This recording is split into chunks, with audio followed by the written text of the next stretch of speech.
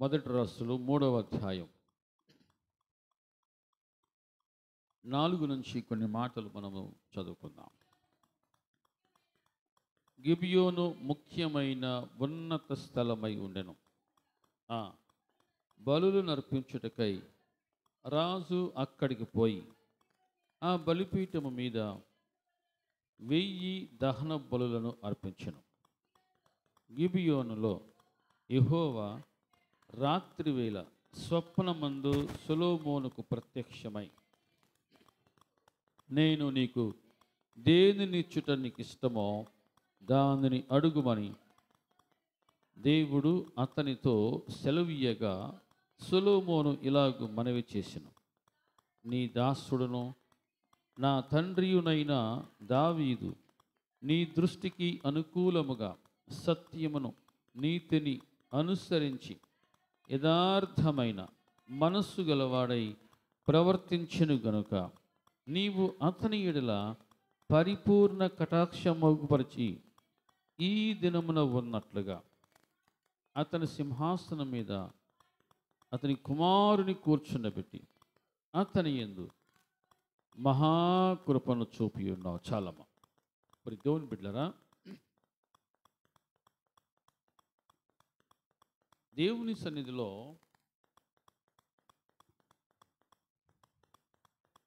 దేవుడు ప్రతి ఒక్కరితో మాట్లాడతాడు. అందరూ చేద్దాం హల్లెలూయా. మనస్సు ఉండాలి, వినే మనస్సు ఉండాలి, ఆలకించే మనస్సు ఉండాలి, గ్రహించే మనస్సు ఉండాలి. ఇవన్నీ ఉండునుగాక. ఆమేన్. మరి దేవుని బిడ్డరా, ఈ 3వ అధ్యాయంలో 5వ వచనములో చాలా చక్కటి మాట. దేవుడిని యెహోవా సొలొమోనుకు ప్రత్యక్షమై ఒక బంపర్ ఆఫర్ ఇచ్చాడు. కాలం కలిసి వచ్చినట్టుగా, అదృష్టం కలిసి వచ్చినట్టుగా ఒక మంచి ఆఫరు దేవుడు ఇచ్చాడు. ఎవరికి? సొలొమోనుకి. ఏమన్నాడంటే, నేను నీకు దేనినిచ్చుట నీకు ఇష్టమో, నేను నీకు దేనినిచ్చుట నీకు ఇష్టమో దానిని అడుగు, అది నీకు ఇస్తా. నీకు ఏది ఇష్టమో అడుగు. మరి దేవుని బిడ్డలారా, దేవుడు ఒక మంచి అవకాశం ఇచ్చాడు సొలొమోనుకి. సొలొమోను ఆ అవకాశాన్ని చక్కగా వినియోగించుకున్నాడు. దేవుడిచ్చిన అవకాశాన్ని దుర్వినియోగపరచలేదు, కానీ చక్కగా సద్వినియోగపరచుకున్నాడు. ఏది అడగాలో అది ఎరిగి ఉన్నవాడు సొలొమోను. ఏది అడగాలో ఎరిగి ఉన్నవాడు. ఎలా ప్రార్థించాలో బాగా తెలిసి ఉన్నవాడు. దేవునిని ఎలా మెప్పించాలో బాగా తెలిసి ఉన్నవాడు. దేవునికి ఏది అనుకూలమో ఎరిగి ఉన్నవాడు. ఎవరు? సొలొమోను. అందుకే సొలొమోనుకు ఉన్నటువంటి పేరు జ్ఞాని. హల్లెలూయా. జ్ఞాని. ఎవరికి వాళ్ళు అనుకుంటారు, నేను జ్ఞానవంతుడను, నేను జ్ఞానవంతురాలను అనుకుంటూ ఉంటారు. అది ఎవరికి వారే అలా అనుకుని ఎవరిని వారే మెచ్చుకుంటూ ఉంటారు. మరి దేవుని బిడ్డరా, ఇక్కడ సొలొమోను దేవుని దగ్గర అవకాశం వచ్చినప్పుడు ఏది అడగాలో అది అడుగుతూ ఉన్నాడు. దేవుడు అన్నాడు, నేను నీకు దేనినిచ్చుట నీకు ఇష్టమో దానిని అడుగు. నేను నీకు దేనినిచ్చుట నీకు ఇష్టమో. మరి దేవుని బిడ్డరా, కొన్నిసార్లు దేవుడు మన ఇష్టానికి మనల్ని వదిలిపెడతాడు. అడుగు, నీకు ఏది కావాలో అడుగు అనేసి అడుగుతాడు. అలా అంటాడు, నీకు ఏది కావాలో అడుగు అంటాడు. మనం ఏది అడిగినా చెప్పండి, శ్రేష్టమైంది అడగటం నేర్చుకోవాలి. హల్లెలూయా చెప్పండి. శ్రేష్టమైంది అడగటము నేర్చుకోవాలి. నశించిపోయేది అడగకూడదు. ఎప్పుడూ మన జీవితాంతం వరకు ఉండి అడగాలి. అటువంటి శ్రేష్టమైనవి మనం ముందు ఎరిగి ఉండి ఆయన పాదాల దగ్గర పెడితే ఖచ్చితంగా అది ఆయన అనుగ్రహిస్తాడు. పొందుకుందువుగాక. దేవుడు అవకాశం ఇచ్చి నీకు ఏది ఇష్టమో అడుగు. యోహాను సువార్తలో 14వ అధ్యాయంలో ప్రియ దేవుని బిడ్డలారా, యోహాను సువార్త 14వ అధ్యాయంలో ఇక్కడ కొన్ని మాటలు మనం చాలా జాగ్రత్తగా వింటే అర్థం చేసుకుంటే చూడండి. 14వ అధ్యాయం 14వ వచనంలో, నా నామమును బట్టి మీరు నన్నేమి అడిగిననో వినండి. దేవుని బిడ్డలు ఎప్పుడు కూడా అనవసరమైనవి అడగలవు, అవసరమైనవి అడుగుతారు. అడిగే దానిలో కూడా ఎంతో జ్ఞానం ఉంటుంది. అనవసరమైన వాటి కోసం అడగలవు. ఏది అవసరమో దానిని అడుగుతారు. అలా అడుగుదుముగాక. ఆమె మీరు ఇక్కడేముంది 14వ అధ్యాయం 14వ, నా నామమును బట్టి నన్నేమి అడిగిననో నేను చేస్తాను. అదేవిధంగా యోహాను సువార్తలో 16వ అధ్యాయంలో 24వ వచనం,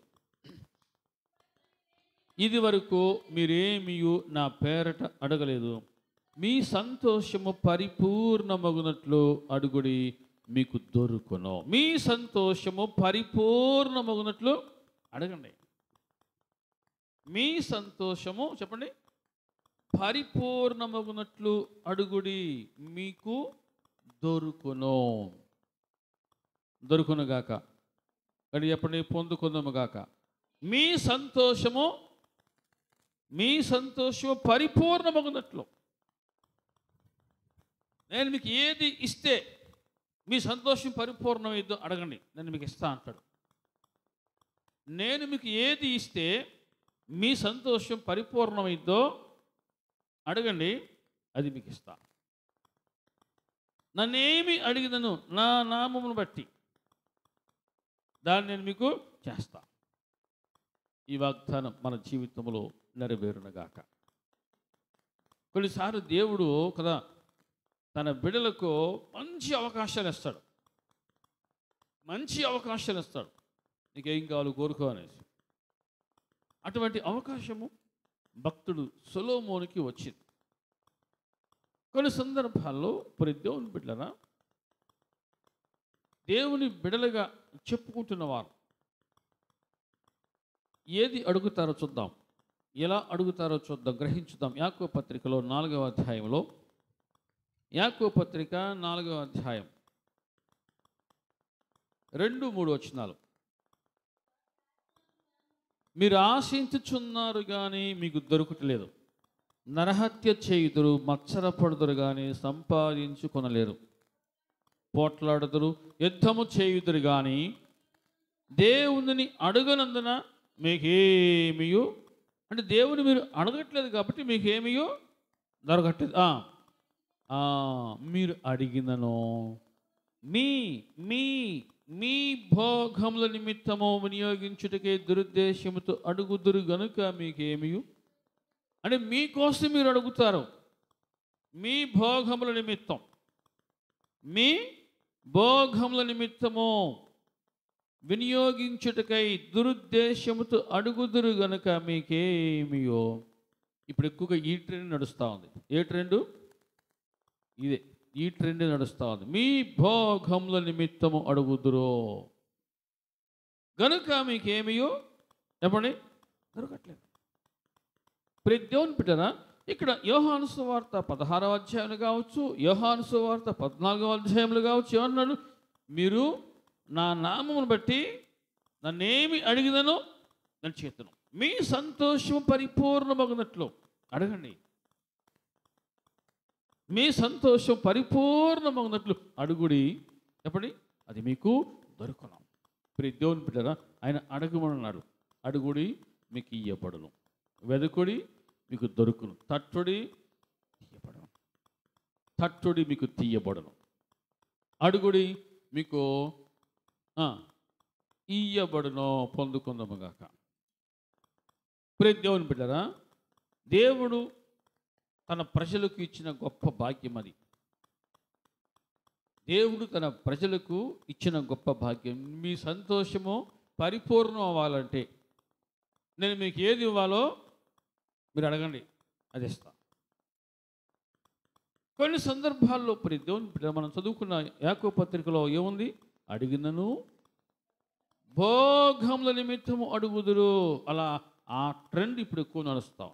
వినండి, మనము అడిగేది దేవుని మెప్పించేదిగా ఉండాలి, దేవుని ఒప్పించేదిగా ఉండాలి,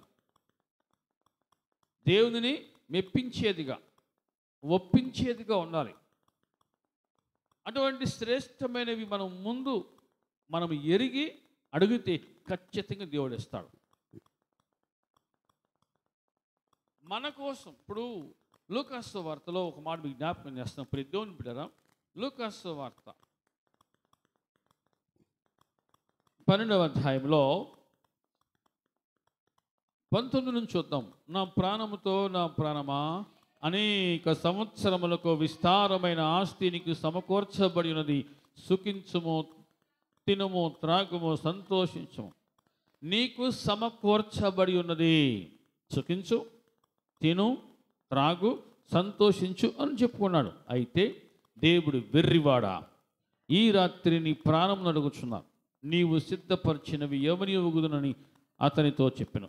దేవుని ఎడల, వినండి, దేవుని ఎడల ధనవంతుడు కాక తన కొరకే సమకూర్చుకున్నవాడు అలాగుననే ఉండను. తన కొరకే సమకూర్చుకోవడం కోసం, వినండి, ఇప్పుడు దేవుని బిడ్డరా, దేవుని ఎడల ధనవంతుడు అవటం వేరు, తన కొరకు సమకూర్చుకోవటం వేరు.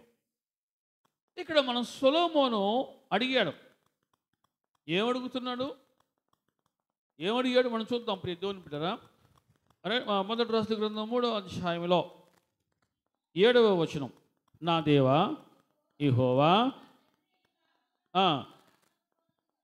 యెహోవా, నీవు నా తండ్రి అయిన దావీదుకు బదులుగా నీ దాసుడునైన నన్ను రాజుగా నియమించి ఉన్నావు. అయితే నేను బాలుడను, కార్యములు జరుపుటకో నాకు బుద్ధి చాలదు.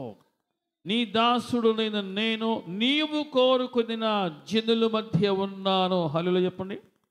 నీవు కోరుకున్న జనుల మధ్య ఉన్నాను. వారు విస్తరించి ఉన్నందున వారిని లెక్క పెట్టుటయో వారి విశాల దేశమును తనకి చేయుటయు అసాధ్యమో. ఇంత గొప్పదైన నీ జనమునకు న్యాయము తీర్చగలవాడెవడు? కాబట్టి నేను మంచి చెడ్డలు వివేచించి నీ జనులకు న్యాయము తీర్చున్నట్లో నీ దాసుడునైన నాకు వివేకము గల హృదయము, నాకు డబ్బు సంపాదించుకున్న జ్ఞానం ఇవ్వు, ఆస్తులు సమకూర్చుకున్న జ్ఞానం ఇవ్వు అని అలా అడగల. సహజ జ్ఞానం అంటే కండబలము కన్నా బుద్ధి బలము మిన్న. కాబట్టి ఇప్పుడున్న జ్ఞానం దేనికోసం వాడుతున్నాం? ఎక్కువ చెప్పి ఇప్పుడున్న జ్ఞానం దేనికోసం వాడుతున్నారంటే సొంత సుఖభోగాల కోసం.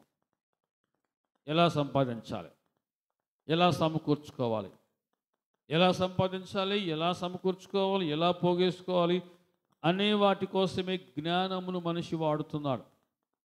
మరి దేవుని బిడ్డరా, మీ సంతోషము పరిపూర్ణమగునట్లు అడుగుడి, అది మీకు దొరుకుతుంది. అడుగుడి, మీకు ఇయ్యబడును. మీరు నా నామమును బట్టి నన్నేమి అడిగిదనో నేను మీకు చేతను. ఇక్కడ సొలొమోను అడిగాడు. ఏమడిగాడు? చాలా జాగ్రత్తగా వినండి. జ్ఞానం అడిగాడు. జ్ఞానం ఎందుకు అడిగాడమ్మా? దేవా, ఈ లోకాన్ని సంపాదించుకోవాలి, నాకు జ్ఞానం కావాలయ్యా. ఈ లోకాన్ని పోగేసుకోవాలి, నాకు జ్ఞానం కావాలయ్యా. ఆస్తి పోసలు సంపాదించుకోవాలి, నాకు జ్ఞానం కావాలయ్యా అని అడిగాడా? అడగలా. జ్ఞానమును దేనికోసం అడిగాడు? ఎందుకోసం? అయ్యా, నీవు కోరుకున్న జనుల మధ్య నేను ఉన్నాను. నీ జనులకు న్యాయము తీర్చున్నట్లు, 9వ వచనం, నీ జనులకు న్యాయము తీర్చున్నట్లు నీ దాసుడునైన నాకు వివేకము గల హృదయము అది. అంటే దేనికోసం అడుగుతున్నాడైనా? జ్ఞానం అడిగింది తన కోసం కాదు, ప్రజల కోసం. అంటే నాకు నువ్వేది ఇచ్చినా నా తోటి వారికి అది ఉపయోగపడాలి. నాకు మాత్రమే కాదు, నా తోటి వారికి ఉపయోగపడాలి. నువ్వు నాకు ఏది ఇచ్చినా సరే నా తోటి వారికి కూడా ఉపయోగపడాలి. నువ్వు నాకు ఏది ఇచ్చినా సరే నా తోటి వారికి కూడా, నేను ఎలా ఉన్నానో నా తోటి వారికి కూడా అలా దీవెనకరముగా ఉండాలి. ప్రతి దేవుని పిల్లరా, ఈనాడు ఎంతమంది అటువంటి ప్రార్థన చేస్తారు? నీవు కోరుకున్న నీ జనుల మధ్య నేను ఉన్నానయ్యా, అటువంటి నీ జనులకు న్యాయం తీర్చినట్లు నాకు ఏమన్నాడు? వివేకము గల హృదయము దయచేయుమో. నీ ప్రజలకు న్యాయం జరగాలి. ఎవరికి అన్యాయం జరగకూడదు. నా వల్ల అన్యాయం జరగకూడదు. నా వల్ల ఎవరు కూడా బాధపడకూడదు. నీ ప్రజలు ఏ విషయంలో నష్టపోకూడదు.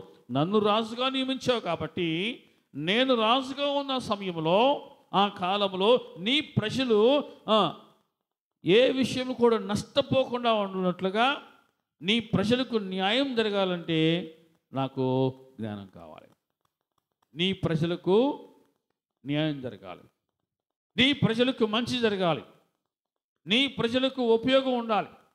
అది జరగాలంటే నాకు జ్ఞానం కావాలి.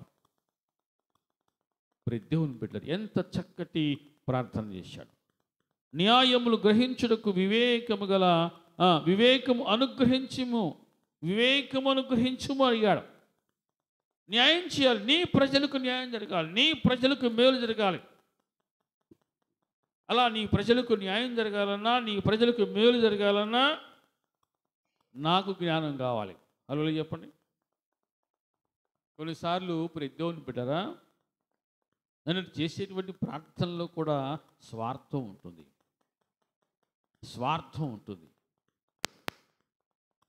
చేసేటువంటి ప్రార్థనలు దేవుని మెప్పించేవిగా ఉండట్లా. సొలొమోను చేసిన ప్రార్థన ఎంత శ్రేష్టమైందంటే, నాకు తగిన జ్ఞానం అనుగ్రహించయ్యి అడిగాడు. అది కూడా ఎందుకోసం అన్నాడు? అది కూడా ఎందుకోసం? నీ ప్రజలకు న్యాయం చేయాలి. నీ ప్రజలకు న్యాయం తీర్చుటకో, నీ ప్రజలకు న్యాయం జరుగుటకో నాకు అనుగ్రహించుకుంది. ఎందుకంటే నేను రాజుగా ఉన్నాను కాబట్టి నా నాయకత్వంలో ఏ ఒక్కరు కూడా నష్టపోకూడదు. నా నాయకత్వంలో ఏ ఒక్కరికి ఇబ్బంది కలగకూడదు. నా నాయకత్వంలో ఎవరికి అన్యాయం జరగకూడదయ్యా, నాకు అటువంటి జ్ఞానం దయచేయి. దేవుని నామానికి మహిమ కలుగునుగాక. ఆ ప్రార్థన దేవునికి అనుకూలమాయెను. ఆ ప్రార్థన దేవునికి అనుకూలమాయెను. అపోస్తలుడు యాకోబు అన్నాడు, మీరు అడిగినను మీకోసం అడుగుతున్నారు, మీ భోగముల నిమిత్తం అడుగుతున్నారు. కానీ సొలొమోను, నీ జనులకు న్యాయం జరగాలయ్యా, నీ ప్రజలకు న్యాయం జరగాలయ్యా, నీవు కోరుకున్న జనుల మధ్య నేనున్నాను, అటువంటి జనుల మధ్యలో నేనున్నాను, అటువంటి జనుల మీద నన్ను రాజుగా నియమించావు. నా తండ్రికి నువ్వు ఎటువంటి కృప చూపించావో వినండి. నా తండ్రికి నీవు ఎటువంటి కృప చూపించావో, మహాకృపను చూపించావు. నా పట్ల కూడా కృప చూపించు. నా తండ్రి నీ ప్రజలను ఏ విధంగా ముందు నడిపించాడో నేను కూడా నడిపించినట్లుగా నాకు బుద్ధి దయచే. నాకు బుద్ధి సరిపోదా, నాకు బుద్ధి చాలదో. నీ ప్రజలు నడిపించాలంటే, నీ ప్రజలకు న్యాయం జరగాలంటే నాకు బుద్ధి సరిపోదయ్యా. నాకు బుద్ధి అనుగ్రహించు. వివేకం దయచే. నాకు వివేకం గల హృదయం నాకు అనుగ్రహించు. ఆ ప్రార్థనలో స్వార్థం లేదు, నిస్వార్థం. హల్లెలూయా చెప్పండి. ఆ ప్రార్థనలో స్వార్థం లేదు. అది దేవునికి ఇష్టమైన ప్రార్థన. చూద్దాం 12వ వచనంలో, నీవు ఎలాగున అడిగినందున నీ మనవి ఆలకించుచున్నాను. హల్లెలూయా చెప్పండి. దినవృత్తాంతం గ్రంథంలో ప్రియ దేవుని బిడ్డలారా, 1వ అధ్యాయంలో ఒక చక్కటి మాట ఇక్కడ మనం చూస్తూ ఉన్నాం. దినవృత్తాంతంలో 2వ దినవృత్తాంతంలో 1వ అధ్యాయం 10 నుంచి చూద్దాం.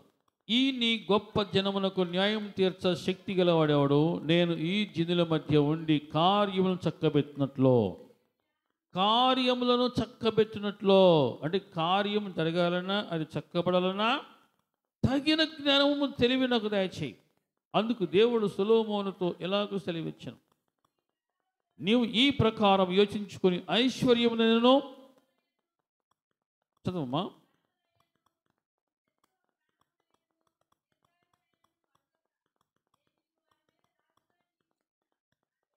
నా జనులకు న్యాయము తీర్చుటకు తగిన జ్ఞానమును తెలివిని అడిగి ఉన్నావో. చాలమ్మా. నా జనులకు, ఇప్పుడు దేవుడు ఏమంటాడు, సొలొమోను నీ ప్రార్థనకు అనుకూలంగా ఉంది, బాగుంది, నువ్వు ఇంక ఏదో అడుగుతావు అనుకున్నా. ఏమడగలేదు, ఐశ్వర్యం అడగలేదు, సొమ్ము అడగలేదు, ఘనత అడగలేదు, శత్రువుల ప్రాణము అడగలేదు, దీర్ఘాయుషు కూడా అడగలేదు. కానీ నా జనులకు న్యాయం తీర్చుటకు తగిన జ్ఞానమును తెలివిని నువ్వు అడిగి ఉన్నావు. నా మనసును గెలుచున్న సొలొమోను. మరి దేవుని బిడ్డలారా, కొన్ని సందర్భాలు చాలా జాగ్రత్తగా మనము ప్రార్థన చేయాలి. మనం ప్రార్థన చేసేది మన కోసం మాత్రమే కాదు, మనం అడగవలసింది మన కోసం మాత్రమే కాదు. నీవు దీవించబడాలి అంటే, వినండి, నీవు దీవెన పొందుకున్నావు అంటే ఆ దీవెన నీతోనే కాదు, నీ ప్రక్కనున్న వారికి, నీ తోటి వారికి కూడా అది రావాలి. నీ ద్వారా మరి యొక్క మనిషి దీవించబడాలి, నీ ద్వారా మరి యొక్క మనిషి జీవితం వెలిగించబడాలి. దేవుని బిడ్డలారా, ఇక్కడ సొలొమోను చేసిన ప్రార్థన దేవునికి అనుకూలమాయెను. 10వ వచనము, మొదటి రాజుల గ్రంథం 3వ అధ్యాయంలో మనం చూస్తున్నాం. 10వ వచనం, 3:10 ఏముందంటే, సొలొమోను చేసిన ఈ మనవి ప్రభువుకు అనుకూలమాయెను. సొలొమోను చేసిన ఈ మనవి ప్రభువుకు అనుకూలమాయెను. దేవుడు హృదయాన్ని ఎరిగి ఉన్నవాడు. హల్లెలూయా. దేవుడు హృదయాన్ని ఎరిగి ఉన్నవాడు. అందుకే మీకు చాలాసార్లు చెప్తూ ఉంటాను. ఏం చెప్తున్నాను? మీరు అడిగేది ఏదో ముందు స్పష్టంగా మీరు తెలుసుకోండి. మీకు ఏది అవసరమో ముందు స్పష్టంగా మీరు తెలుసుకోండి. అది దేవుని పాదాల దగ్గర పెట్టండి. అది మీకు అనుగ్రహించబడునుగాక. మీకు ఏది అవసరమో, ఇప్పుడు చాలామంది అన్న ప్రార్థన చేయండి మా కోసం, మా కుటుంబం కోసం. ఏంటమ్మా అవసరం ఏంటమ్మంటే, మా కుటుంబం కోసం. అంటే వాళ్ళకి దేనికోసం ప్రార్థన చేయమనాలో కూడా తెలియట్లా. అంటే స్పష్టత లేదు, స్పష్టత లేని వారుగా ఉంటున్నారు. మరి దేవుని బిడ్డలారా, నీవు చేసే ప్రార్థన కోసం దేవుడు ఎదురు చూస్తూ ఉంటాడు. నువ్వు చేసే ప్రార్థన నీ కోసమైనా నీ తోటి వారి కోసం కూడానా. ఇక్కడ సొలొమోను తన కోసం చేసే ప్రార్థన, సొలొమోను నీకు ఏది ఇష్టమో అడుగు, నేను నీకు ఏమి ఇయ్యకూడదునో, దేనిని ఇచ్చుట నీకు ఇష్టమో అడుగు, నేను నీకు ఇస్తా అని చెప్పాడు దేవుడు. సొలొమోను ఏది అనుకోవచ్చు, సొమ్ము కావచ్చు, ఐశ్వర్యం కావచ్చు, ఘనత కావచ్చు, పేరు ప్రఖ్యాతలు కావచ్చు, ఏదో అనుకోవచ్చు, పంపు రాపనొచ్చింది. కానీ సొలొమోను మరి దేవుని బిడ్డలారా చక్కటి ప్రార్థన చేశాడు. అయ్యా, నీ ప్రజలకు న్యాయం జరగాలంటే నాకు బుద్ధి సరిపోదు, నాకు జ్ఞానం లేదయ్యా, నీ ప్రజలకు న్యాయము జరుగునట్లుగా నాకు జ్ఞానమును అనుగ్రహించు. నీ ప్రజలకు న్యాయం జరుగుతుంది అంటే తను చేసిన తన కోసమా, తోటి వారి కోసమా? తోటి వారి కోసం. అందుకు సొలొమోనుకు అది అనుగ్రహించబడింది. సొలొమోను, నువ్వు ఐశ్వర్యం అడగల, సొమ్ము అడగల, ఘనత అడగల, శత్రువులు ప్రాణం అడగల, దీర్ఘాయుష్యమును అడగలేదు. నువ్వు నా జనులకు న్యాయం చేయుటకు జ్ఞానం కావాలి అని అడిగావు. కాబట్టి నీకు జ్ఞానం ఇస్తున్నా, జ్ఞానంతో పాటు ఇవన్నీ నీకు ఇస్తున్నా అని చెప్పాడు. హల్లెలూయా చెప్పండి. ఇవన్నీ నీకు ఇస్తున్నా. ఈ దినాల్లో ప్రతి దేవుని బిడ్డలారా చాలామంది అడుగుతున్నారు, తర్వాత అలుగుతున్నారు, తర్వాత అలుగుతున్నారు. దేవుడు మాకేం ఇచ్చాడు, మాకేం చేశాడు? ఎందుకు అడుగుతున్నారు? ఏమి కావాలని అడుగుతున్నారు? సుఖభోగముల నిమిత్తము అడుగుదురు గనుక మీకేమియో చెప్పండి దొరుకుటలేదు అన్నాడు. నీ కనీస అవసరం ఏంటో ముందు నువ్వు ఎరిగి ఉండు. హల్లెలూయా. నీ కనీస అవసరం, నీ అవసరం ఏంటో ముందు నీకు తెలియాలి. నీకున్న సమస్య ఏంటో అది నీకు తెలియాలి. దానికోసం నీవు జవాబు వచ్చే వరకు, నెరవేర్పు వచ్చే వరకు నువ్వు అడుగుతూ ఉండాలి దేవుని దగ్గర. దేవుడు నీ ప్రార్థన వినటానికి ఆయన ఎప్పుడు కూడా సిద్ధంగా ఉన్నాడు.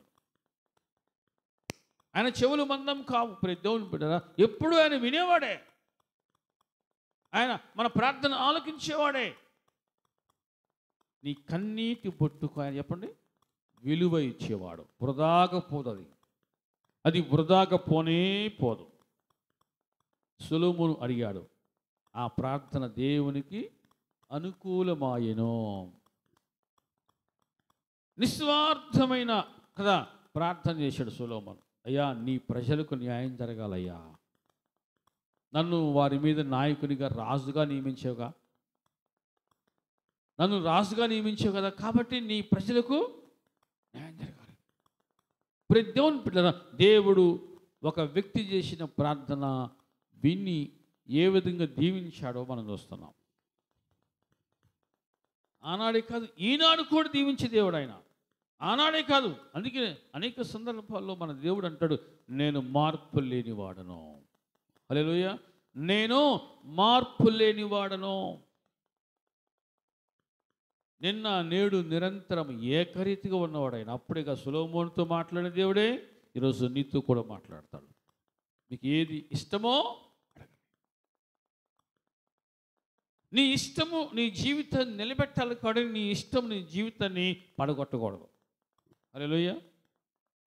నీ ఇష్టము నీ జీవితాన్ని నిలబెట్టాలి. నీ ఇష్టము నీ జీవితాన్ని దేవుని సముఖములో నిలబెట్టాలి. ప్రతి దేవుని బిడ్డరా, కొన్నిసార్లు మన ఇష్టం మనల్ని దారి తప్పించేది. దేవుడు అవకాశం ఇచ్చాడు. అవకాశం ఇచ్చినప్పుడు సొలొమోను సద్వినియోగం చేస్తున్నాడు. అయ్యా, నీ ప్రజలకు న్యాయం జరగాలయ్యా. పై పెదాలతో అడిగితే దేవుడు అంగీకరించేవాడు కాదు. హృదయపూర్వకంగా అయ్యా, నీ ప్రజలకు న్యాయము జరగాలి, కాబట్టి నాకు జ్ఞానం కావాలి అంటే కొన్నిసార్లు మనం చేసే ప్రార్థన ప్రతి దేవుని బిడ్డరా పెదాల నుంచి వస్తుందా, హృదయం నుంచి వస్తుందా అనేది కూడా దేవుడు చూస్తూ ఉంటాడు. పైన అడుగుతూ ఉంటారు. హృదయపూర్వకముగా అడగాలి. హృదయపూర్వకముగా నీ తోటి వారి కోసం ప్రార్థన చేయాలి. హృదయపూర్వకముగా సొలొమోను ఆ విధంగా అడిగాడు కాబట్టి హృదయాన్ని ఎరిగి ఉన్న దేవుడు సొలొమోనుకు సమస్త విషయాల్లో సమృద్ధిగా ఇచ్చాడు. ఇవేమీ అడగలేదు కానీ నీకు ఇవన్నీ ఇస్తున్నావు సొలొమోను. దేవునికి అనుకూలంగా ఆ ప్రార్థన ఉంది. ప్రతి దేవుని బిడ్డరా, ఈరోజు ప్రభు మనకిచ్చిన వాగ్దానం, మీరు నన్నేమి అడిగిననో నేను చేస్తాను. ఒక ధనవంతుడు ఏది అడిగినా దేవుడు అన్నీ ఇచ్చేశాడు. కానీ ఆ ధనవంతుడు చివరికి దేవుని దృష్టి ఎలా మిగిలిపోయాడు?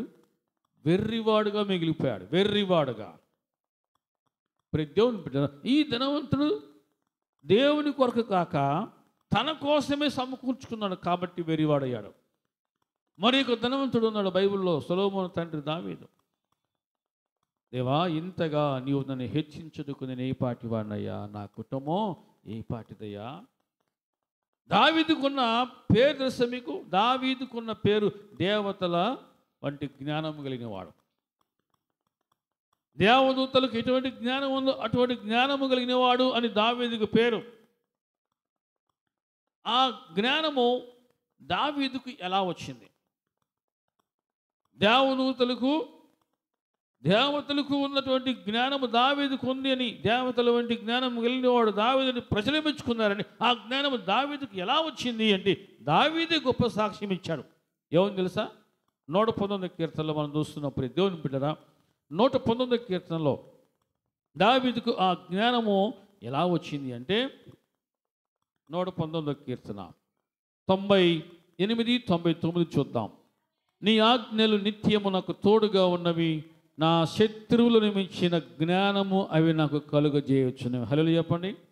జ్ఞానం శ్రేష్టమైన జ్ఞానం దావీదుకు ఎలా వచ్చింది అంటే, ఆయన ఆజ్ఞలు దావీదు హృదయంలో ఉన్నాయి. హల్లెలూయా. తర్వాత ఏమంటాడు? నీ శాసనములను నేను ధ్యానించుచున్నాను, కావున నా బోధకులందరికంటే నాకు విశేష జ్ఞానము గలదు. తర్వాత నీ ఉపదేశంలో నేను లక్ష్యము చేయుచున్నాను, కావున వృద్ధుల కంటే నాకు విశేష జ్ఞానము కలదు. హల్లెలూయా. దావీదుకు ఆ జ్ఞానం ఎలా వచ్చిందంట? ఆయన ఆజ్ఞల మార్గంలో ఉన్నాడు. ఆయన ఆజ్ఞలు దావీదు హృదయంలో ఉన్నాయి కాబట్టి విశేష జ్ఞానవంతుడయ్యాడు దావీదు. ఆయన కడుపులో పుట్టినవాడు సొలొమోను కూడా ఏమయ్యాడు? జ్ఞానవంతుడయ్యాడు. దేవుని బిడ్డ, ఈరోజు నీ ద్వారా నీ బిడ్డలు కూడా దీవించబడాలి. దావీదును దీవించిన దేవుడు సొలొమోను దీవించాడు. దావీదు నిన్ను బట్టి నీ పిల్లలు కూడా దీవించబడతారని చెప్పాడు. దావీదు జ్ఞానం కలిగినవాడు. ఎందుకంటే దావీదు దేవుని ఆజ్ఞల మార్గంలో నడుచుకున్నాడు. ఆయన కడుపు పుట్టిన సొలొమోను జ్ఞానవంతుడయ్యాడు. కనుక జ్ఞానం కలిగి దేవుని దగ్గర అడిగాడు, పొందుకున్నాడు. తగిన అయ్యా నీ ప్రజలకు న్యాయం చేయాలి, జ్ఞానం కావాలి.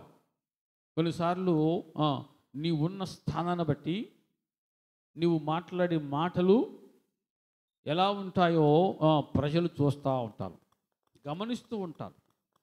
ఇద్దరు తల్లులు వచ్చారు ఇక్కడికి, సొలొమోను దగ్గరికి ఇద్దరు తల్లులు వచ్చారు. ఒక బిడ్డని తీసుకొని, దేవప్రభా రాజా ఈ బిడ్డ నా బిడ్డ నా బిడ్డ అనేసి ఇద్దరు పోట్లాడుకుంటూ ఉంటే ఎలా పరిష్కారం చేయాలి? ఆ సమస్య ఎలా పరిష్కారం చేయాలి? నీ బిడ్డ కాదు అంటే ఆ తల్లికి కోపం, నీ బిడ్డ కాదు అంటే ఈ తల్లికి కోపం. మరి ఎలా పరిష్కారం చేయాలి? దేవుడు శ్రేష్టమైన జ్ఞానం దావీదుకి సొలొమోనుకి ఇచ్చాడు. ఆ బిడ్డను ఏం చేశాడు? ఏం చేయమని చెప్పాడు? ఏమన్నాడు? కట్ చేసి సగం అటు సగం ఇటు ఇయ్యమంటాడు. అసలు తల్లి ఏముంది? అయ్యా నా బిడ్డ ఎక్కడన్నా కనుక క్షేమంగా ఉంటాడు, ఆ తల్లికి ఇచ్చింది అయ్యా, సంపొద్దు, రెండుగా చేయొద్దయ్యా. ఇంకొక తల్లి కాముగా ఉంది. ఆ రాజుకు అర్థమైపోయింది, అసలు తల్లి ఏం కాదు అన్నాడు. హల్లెలూయా చెప్పండి. అంత క్లిష్టమైనటువంటి సమస్యను సులువుగా పరిష్కరించేటువంటి జ్ఞానము దేవుడు ఇచ్చాడు సొలొమోనుకి. దేవుని బిడ్డలారా, ఈరోజు నీ ద్వారా కొన్ని సమస్యలు పరిష్కారం అవ్వాలి. సమస్యకు నువ్వు మూలం కాకూడదు, పరిష్కారానికి నువ్వు మూలం అవ్వాలి. హల్లెలూయా చెప్పండి. నీ ద్వారా సమస్యలు రాకూడదు, నీ ద్వారా సమస్యలు పోవాలి, నీ ద్వారా పరిష్కారాలు రావాలి. నీ కుటుంబం దేవుని బిడ్డ సమస్యలో ఉంటే నీ ద్వారా ఆ సమస్యలు పరిష్కరించబడాలి. నీ తోటి వారు సమస్యలో ఉంటే నీ ద్వారా ఆ సమస్యలు పరిష్కరించబడాలి. సొలొమోను అటువంటి జ్ఞానం అడిగాడు కాబట్టి ఆ సమస్య జటిలమైనా సరే సులువుగా పరిష్కరించాడు. అసలు తల్లి ఈమె అని నిర్ధారించాడు. హల్లెలూయా. సడన్గా అటువంటి కేసులు వస్తే ఎవరైనా పరిష్కారం చేయగలరా? చేయలేరు. అర్థం కాక కదా, ఏం చేయాలో ఏం చెప్పాలో అర్థం కాక రకరకాలుగా ఆలోచన చేస్తుంటారు. కాబట్టి ఇప్పుడు దేవుని బిడ్డరా, జ్ఞానము కావాలి. ఏ జ్ఞానము? పరిష్కరించే జ్ఞానం.